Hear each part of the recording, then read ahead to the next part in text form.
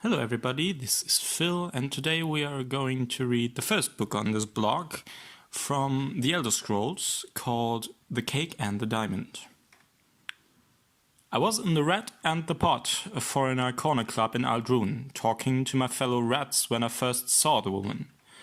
Now, Breton women are fairly common in the Rat and the Pot. As a breed, they seem inclined to wander far from their perches in High Rock. Old Breton women, however, are not so migratory, and the wizened old biddy drew attention to herself, wandering about the room, talking to everyone. Nimloth and Odiat were at their usual places, drinking their usual stuff.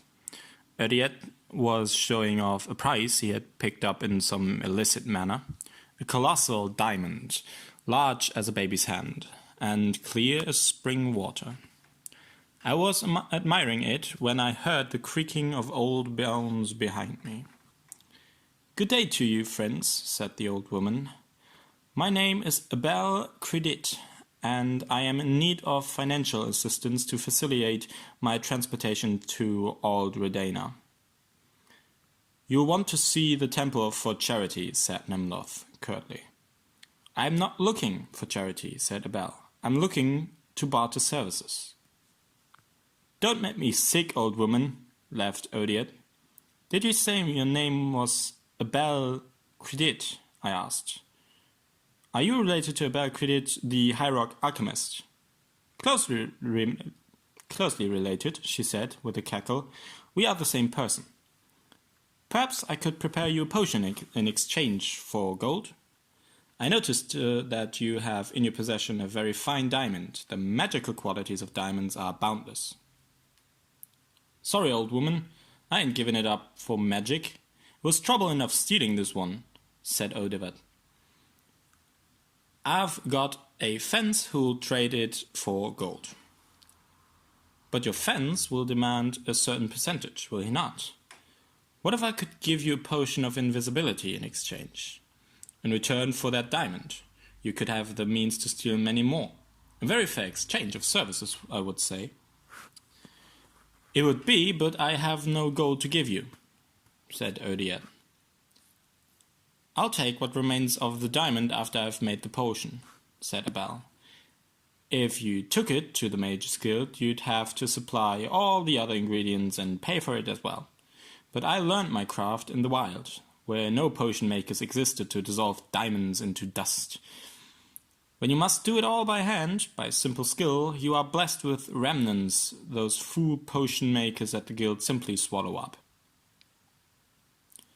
"That sounds all very nice," said Nimloth, "but how do we know your potion is going to work?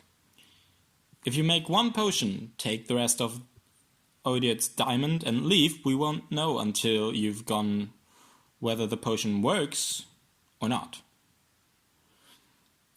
"Trust is so rare these days," sighed Abel. "I suppose I could make 2 potions for you, and there'd still be a little bit of the diamond left for me. Not a lot, but perhaps enough to get me to Old Redana. Yeah. Then you could try the first potion right here now and see if you're satisfied or not." "But," I interjected, "you could make one potion that works and one that doesn't, and take more of the diamond. She could even give you a slow-acting poison, and by the time she got to Old Redana, you'd be dead." "Bleeding Kinnereth, you Dunmer are suspicious. I will hardly have any diamond left, but I could make 2 potions of 2 doses each, so you can satisfy yourself with the potion works and has no negative effects. If you still don't trust me, come along with me to my table and witness my craft if you'd like." So it was decided that I would accompany Abel back to her table, where she had all her traveling bags full of herbs and minerals, to make certain that she was not making 2 different potions. It took nearly an hour of preparation, but she kindly allowed me to finish her half-filled flagon of wine while I watched her work. Splintering the diamond and powdering the pieces required to bulk off the time. Over and over again she waved her gnarled hands over the gem, intoning ancient enchantments, breaking the facets of the stone into smaller and smaller pieces. Separately, she made pastes of minced bittergreen, crushed red bulbs of Delarco spay, and driblets of Siciliani oil. I finished the wine. "Old woman," I finally said with a sigh, "how much longer is this going to take? I'm getting tired of watching you work." "The Mages Guild has fooled the populace into thinking alchemy is a science," she said. "But if you're tired, rest your eyes." My eyes closed, seemingly of their own volition, but there had been something in that wine, something that made me do what she asked. "I think I'll make up the potion as cakes. It's much more potent that way. Now tell me, young man, what will your friends do once I give them the potion?" "Mug you in the street afterwards to retrieve the rest of the diamond," I said simply. I didn't want to tell the truth, but there it was. "I thought so, but I wanted to be certain. You may open your eyes now." I opened my eyes. Belle had made a small presentation on a wooden platter. 2 small cakes and a silver cutting knife. "Pick up the cake and bring them to the table," said Belle. "And don't say anything except to agree with whatever I say." I did as I was told. It was a curious sensation. I didn't really mind being her puppet. Of course, in retrospect, I resent it, but it seemed perfectly natural at the time to obey without question.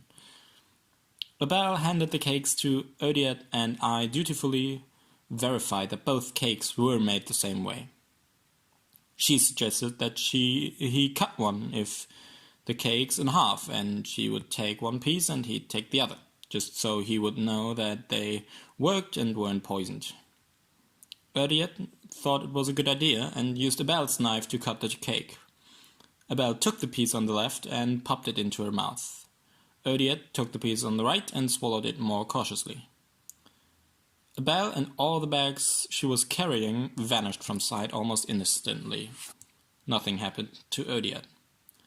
"Why did it work for the witch and not for me?" cried Odiette. "Because the diamond dust was only on the left-hand side of the blade," said the old alchemist through me. I felt her control lessening as the distance grew and she hurried invisibly down the dark Aldrin street, away from the red underpot. We never found Abel, Credit, or the diamond. Whether she completed her pilgrimage to Aldredana is anyone's guess. The cakes had no effect except to give Odiette a bad case of the droops that lasted for nearly a week.